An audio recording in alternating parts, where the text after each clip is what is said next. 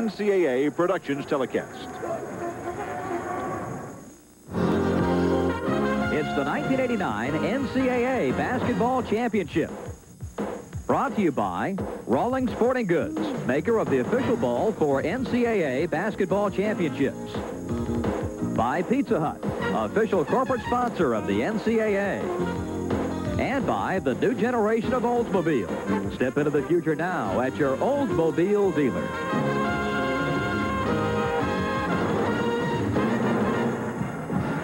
From the Kell Center in Tucson, Arizona, it's the Evansville Purple Aces versus the Beavers of Oregon State.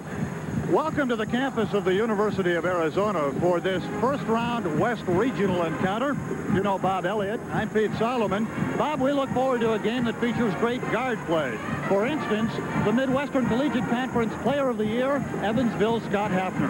Scott Hafner is a 6'4" guard forward. The guy averaged 24.5 points per game, had a high of 65 points this year. Evansville runs a motion-type passing game, and he comes off the screen, lets it fly, and is 2 points in the bottom of the well. The man responsible for going one-on-one with him, a tenacious defender, senior Eric Knox of Oregon State. Eric Knox is a fifth-year senior for Oregon State. He has always drawn the toughest defensive assignment for Oregon State. He has guarded 6'8" Sean Elliott of Arizona, the All-American, and also 6'4" Todd Litke of Stanford. Eric Knox knows how to put the wraps on a player.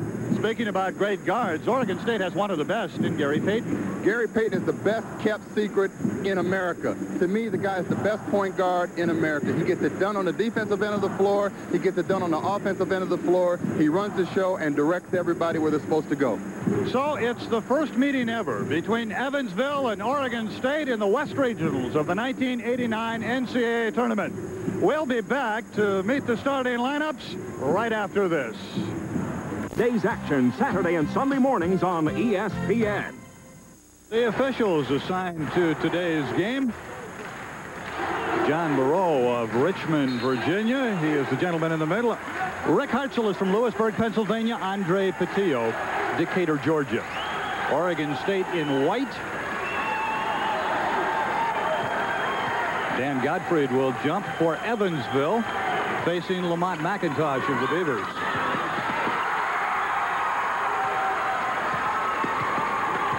Man-to-man, Bob. Man-to-man by Oregon State. They get the ball in low. Right away, Evansville to the big fella. Hafner's first shot of the contest is rebounded by Teo Alabegovic. Oregon State will normally bring the ball up slowly, taking advantage of the point because Gary Payton is the best point guard in the country. With Knox also, they got two great guards and can control the game from the guard position. Payton guarded by the freshman Schreffler.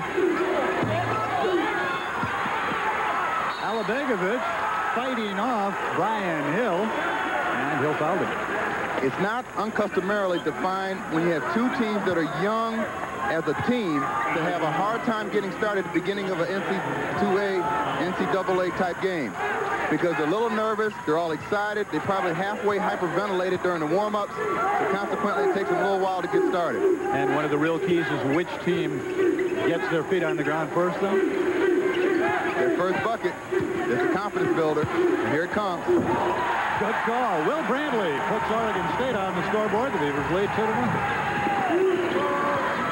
Pressing all over the floor, Schreffler, the freshman, gets the ball to Reed Crafton. That's Hill.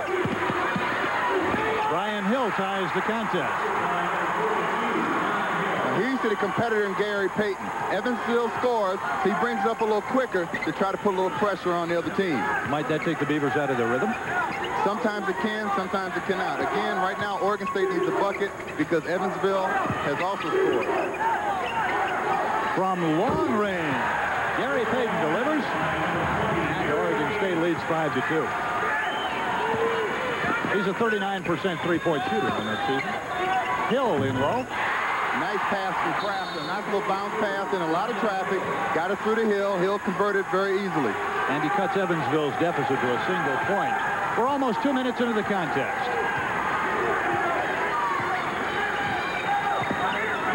Payton behind an Alabegovic pick. Brantley for three. On the bank. I've been waiting to see somebody bank in a three-pointer this year. I would think that, you know, the shot's only 19-9. That's a good shot on the side. Go for the glass. You have better angle which to develop your shot from. I thought they had the call back.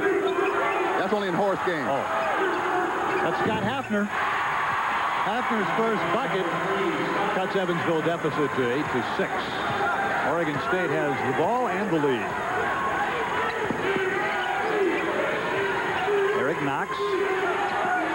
That's Alabegovic. Brantley misses. Hafner has the rebound, and Evansville wants to run. Reed Crafton began his career at the University of Florida. That's Stan Goodfried. Eric Knox brings it back for the Beavers.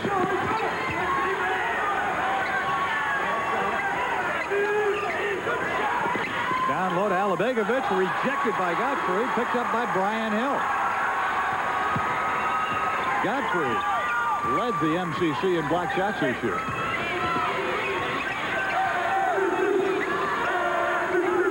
That's Brian Hill.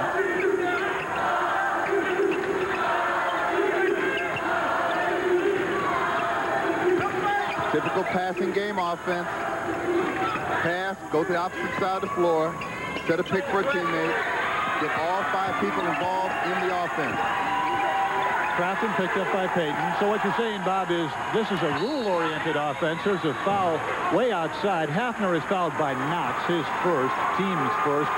The passing game is a rule-oriented offense as we look at Jim Cruz, the MCC Coach of the Year, rather than a structured offense. Here's the last foul. Here you can see Hafner, nice little ball fake, going baseline. Knox did not get all the way over, committed the foul. Play defense with your feet, huh? That, and a lot with your mouth, believe it or not. The more you can talk a guy into missing a shot, the better off you are. Crafton misses a three-point attempt, and Gary Payton pulls down the rebound.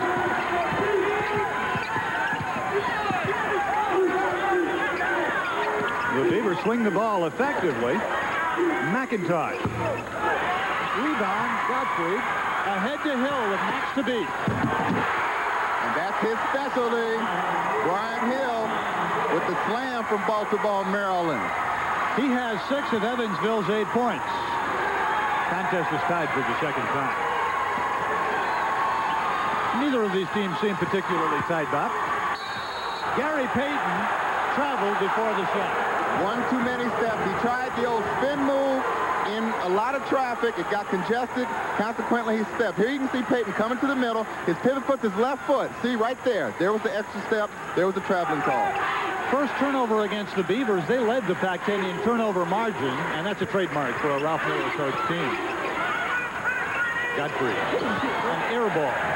Rebounded by McIntosh. The air ball does not make me a little bit unhesitant because, again, the guy's his first time out of the blocks in an NCAA tournament game. Look at Payton take the baseline. Gary Payton has his first bucket. Jim Cruz looks on, 35 years old. 4th year as the head coach at Evansville. His team trails 10-8. So they're setting into the passing game. Watch a pass, cut, nice. Brian Hill. That was a left hand to the side type dunk. Not your easy dunk. Definitely something for a dunk competition. The game has now been tied 3 times. Alabegovic to Payton. Great pass down low. After Brantley misses, he was fouled by Brian Hill. Gary Payton sees the entire floor at all times. That time he caught Brantley under the basket by himself. Watch him go for the reverse layup with a double pump. There's the foul. So Ralph Miller will huddle his team around him. There's a timeout on the floor with a score Evansville 10, Oregon State 10. While the Arizona offense has also looked a bit sharper. In the meantime, Colorado's going to have to give up the football after the safety again. It is a free kick, so Barry Helton can punt it. If Arizona chooses, they can call for a fair catch. But we told you penalties plagued Colorado, particularly in 4th periods in the first 3 games of the season, and now penalty is a real crusher. In this situation, Clemson leading over Georgia Tech, or has won over Georgia Tech. Pittsburgh no trouble with West Virginia. How about Michigan coming from behind to down the Seminoles at home? Michigan playing the Pac-10 Oregon State team last week. Baylor an easy winner, so are the Ole Miss Rebs. Air Force and Colorado State in a key game in the Western Athletic Conference. There's Barry Helton on a free kick with Chuck Cecil and Derek Hill, the deep man for Arizona. Another high boot. From his own 24-yard line, Derek Hill tries to get outside. And he's run out of bounds at the 45. All right, so the Wildcats do wind up with good field position after all that. And that much time remaining. Yep. Lots of time, 11:52. Alfred Jenkins and the Arizona offense back out on the field.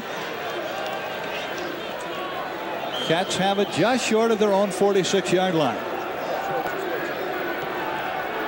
I'm convinced, Dave, and I'm not a football coach, and I'm not trying to pretend I'm one, that the safety was good strategy on Colorado's part. Oh, yeah. Rather than risking a blocked punt or another penalty. A penalty in the end zone is a safety anyway. Chuck Knox at the line of scrimmage. Eric McCarty, number 32, met him. Cole Hayes also there. We haven't got the official word, but it's a good bet we will not see any more of David Adams. He played just a little bit, very instrumental in one of the drives here in the second half. But now the Wildcats going with Greathouse and Knox. Some of the younger players. Kip Lewis has had his chances here. But the tailbacks look to be Chuck Knox and Art Greathouse shuffling in plays.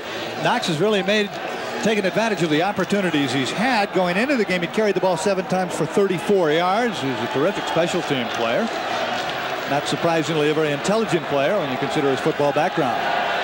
Jenkins on the roll. Pulls it down. Tom Reinhardt was the first man to hit him. Jenkins still fell forward to the line of scrimmage, the 46, and now the Cats with a key 3rd and 10. Kyle Rappold and Kurt Koch helped Reinhardt out on the tackle. 10:50 and counting down in the ball game. Arizona trailing by 4, facing a 3rd and 10 from the Wildcat 46.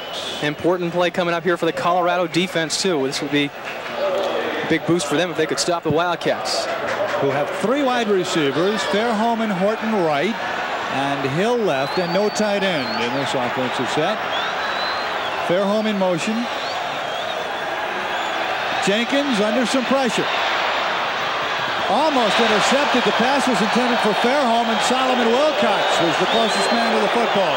John Nairn, the nickelback, also covering. Now the Wildcats will have to give up the ball. And the crowd here, about 40,000 at Folsom Field, trying to pump up this Colorado team. That did a good job after the circumstances of the last few minutes.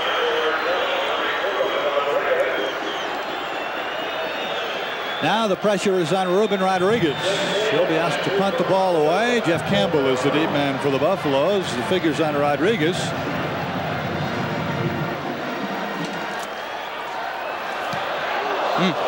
Excellent punt.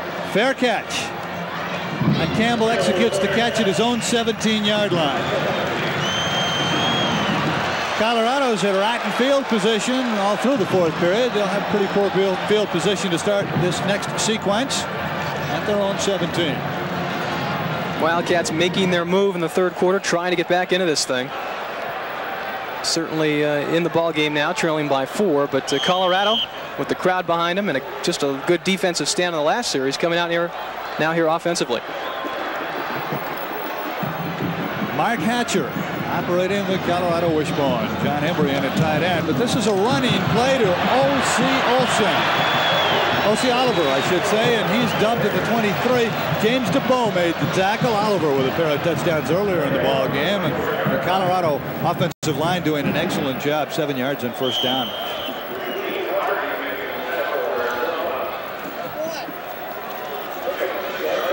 Drew Ferrando leaves the field. Lance Carroll carries in the next play. He's wide to the right, the only wide man on second at about 4 from the 24 in Colorado territory.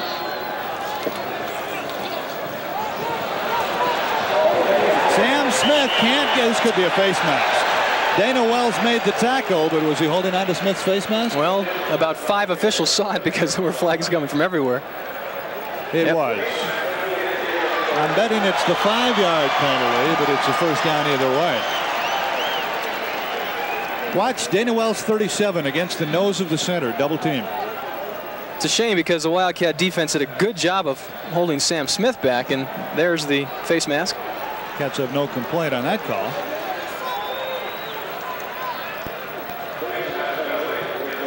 So that moves the ball to the Colorado 28-yard line, but that penalty carries with it an automatic first down.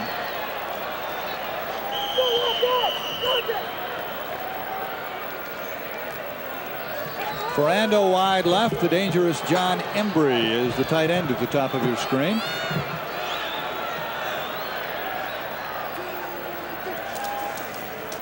That's Hatcher. Jim Birmingham wraps him up, and then Danny Lockett nails him as Eugene Hardy and Bob Lawrence were going at it. And the gain to the 30, just 2 yards, 2nd and 8. You got to figure one of the main goals of the Arizona defense here is just to control Hatcher, and they've done that, at least on the ground. He's been effective through the air. Look at the penalty figures. A lot of penalties by both teams. Not a pretty sight. No. And while there's no good time for a penalty, many of those penalties for both teams have come in very critical situations. Oliver to the 32. Byron Evans is there. 3rd down and 6 for Colorado. Less than 8.5 minutes to play in the ball game. The Buffaloes are leading by 4, and this 3rd down and 6 will be from the Colorado 32-yard line. Is it too early to start identifying plays as critical plays? This is definitely one. It's not too early. Wildcat defense got to be looking for a pass here. Ferrando, the only wide man. Hatcher with time. And a penalty flag. Martin Rudolph collided with Drew Ferrando, and that penalty will account for another Colorado first down. The officials are talking it over. But unless they swallow this flag, it'll be a pass interference, a 15-yard walk-off, and another Buffalo first down. And that's what it is.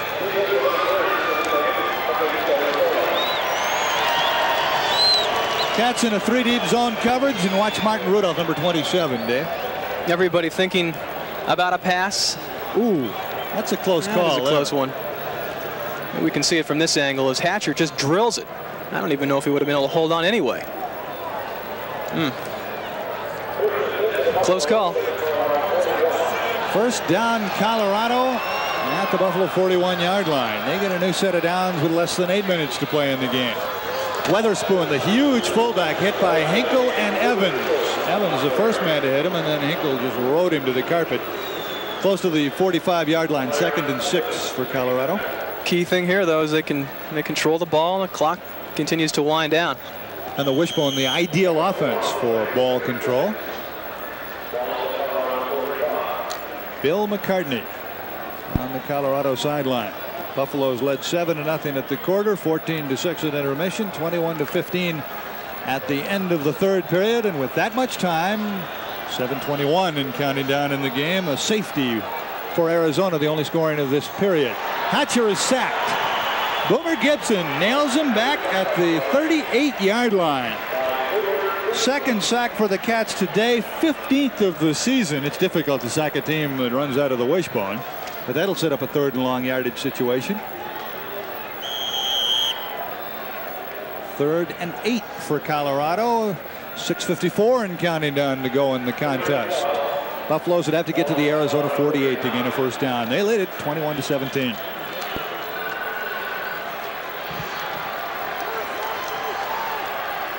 Eric Coyle out over the ball. Mark Hatcher slips in behind him, runs the option, goes back to pass, and he's hit. Incomplete. Danny Lockett really whacked Mark Hatcher. Hatcher's having a hard time getting up after that one, too. Rightfully so. He was really hammered. Here's why quarterbacks wear flak jackets. This is why Lockett is known as one of the meanest guys in the Pac-10. Here he comes. Hatcher had no idea he was coming. Nearly intercepted. Stan Monteli right there. So Barry Helton on to punt again as Hatcher's on the sideline. And here's where having the All-American punter on your team's a great advantage. He took a dive. The officials aren't buying it. And a fair catch by Hill, Derek Hill, at his own 9-yard line.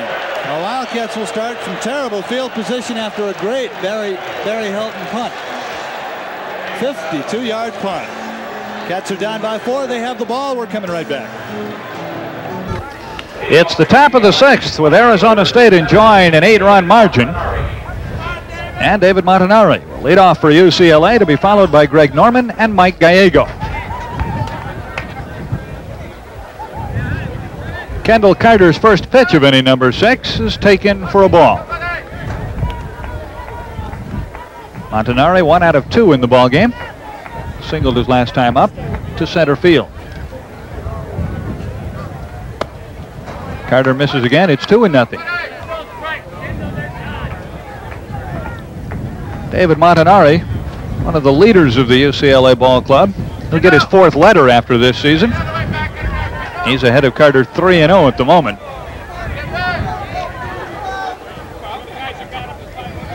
With 15 doubles in his UCLA career, Montanari is closing in on the Bruin team record. He draws the base on balls to lead off the 6th. The Bruins have the leadoff man on.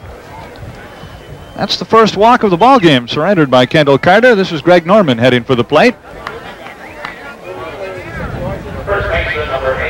Norman's flyout in the 3rd inning was a flyout into a double play. It's Bert Martinez executed an efficient decoy and then doubled the runner Chris Smith at second to end the inning. Check swing, and the pitch is in for a strike.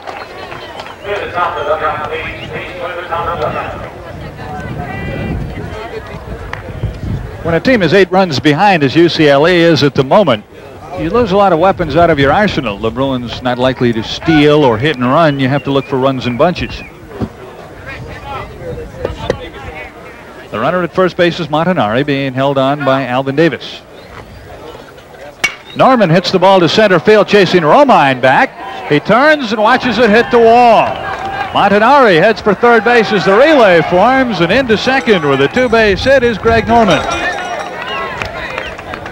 Norman hit that ball a long way to center field. And the Bruins have their 7th hit of the contest. Mike Gallego is the batter.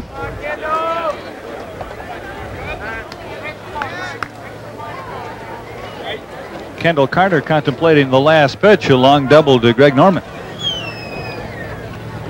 And now pitching coach Tim Kelly has come out of the Sun Devil dugout, and he's going to talk things over with his fine freshman pitcher Kendall Carter.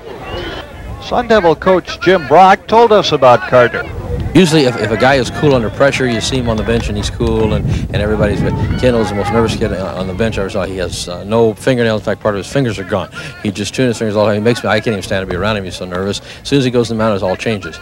And he has been just so cool. He has pitched unbelievably well. 13-1 and only started 1 ball game all year up until today. And it's a situation where he certainly has been a giant factor, and those are always kind of nice when you smile and say, hey, we got at least 2-3 more years with him, and that's a great feeling. Arizona State enjoying a big lead, 10-2 here in the top of the 6th, and it is a hot day. The current temperature is 98 degrees. Carter's thrown a lot of pitches.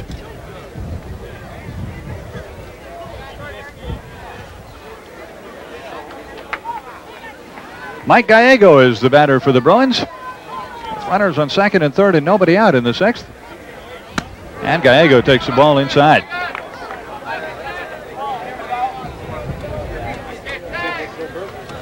Carter at 6'2", working to 5'7" Mike Gallego. Pico Rivera, California. He fouls the ball right at the plate, and the count is even at 1-1. Mike Gallego playing in his 119th straight game for the UCLA Bruins. The runner at third base is David Montanari, and at second is Greg Norman. Montanari walked, and Norman doubled him to third base. Arizona State leading by 8, but UCLA making some noise here in the top of the 6th. Pac-10 has the reputation of being a real hitter's league. Right back to the box. Carter holds the runners and throws out Gallego for the first out of the 6th. So Kendall Carter acted as a fifth infielder, helped his own cause there. Now 1 out, and the batter will be Pete Beal, the designated hitter. Montanari remains on at third base. And Greg Norman is at second.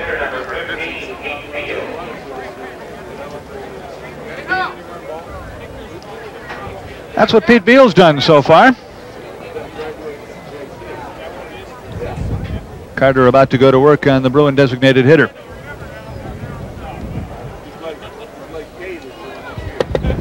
Carter, used primarily as a reliever this season, used to pitching out of jams.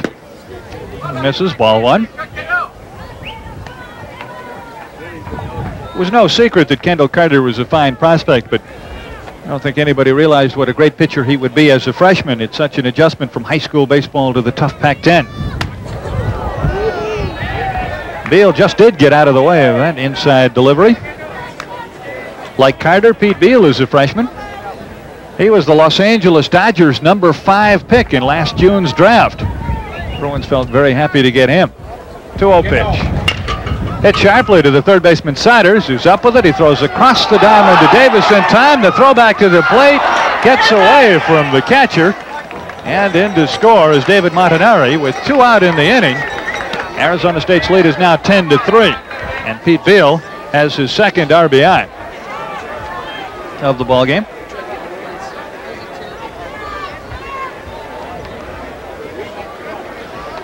Let's take a look at the play at the plate. Davis to the catcher Wilson, and you see it hit him in the foot. He never really had the ball. Montanari slides in easily. Beal with 2 RBIs today has 16 on the season. Norman is at third base, and with 2 out, Lindsey Meggs is the batter. He's 1 for 2 and an RBI. Ball one. The infield and pitching mound at Packard Stadium are crushed red brick, the same sort of surface you see in a lot of big league ballparks, but on a hot day like today, it can get a little dusty.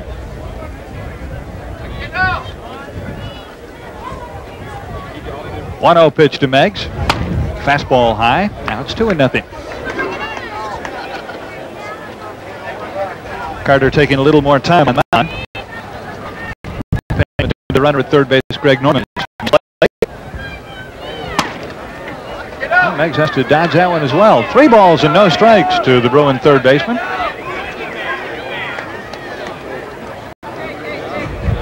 Again, it's freshman against freshman as Carter works to Lindsey Meggs. And delivers a strike to be taken all the way. And they're a 2-man out in the top of the 6th.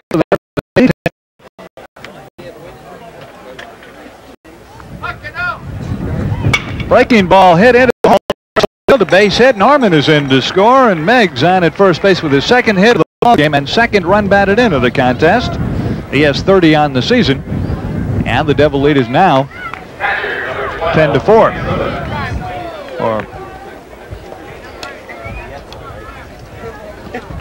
Tim Godum is the batter.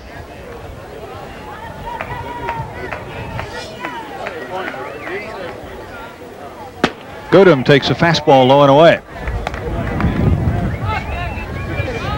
The Bruins with a run in the second. That one was unearned. A run in the fourth and 2 here in the 6th. Arizona State 1 in the first, 2 each in the 3rd and 4th. The pitch is a ball. And then the Devils sent 11 men to the plate, scoring 5 runs in the 5th inning. 2-0 to Tim Godum, and the runner on first is Lindsey Meggs. As you see, he's not being held on by Al Davis. Foul ball right side. Davis gives it a run, but can't make the play. Tough catch looking over his shoulder, and he had a long way to go. So it's 2-1 to Tim Godum.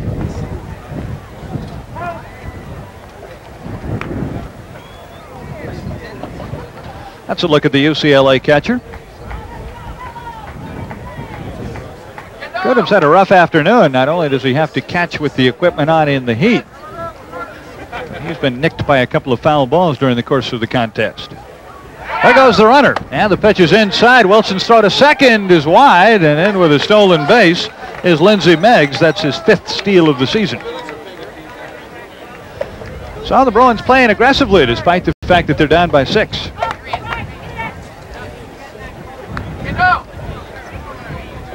take another look at the still. Coming over to cover is the second baseman Martinez, and he really had to stretch to prevent that throw from going into the outfield. Negs in easily.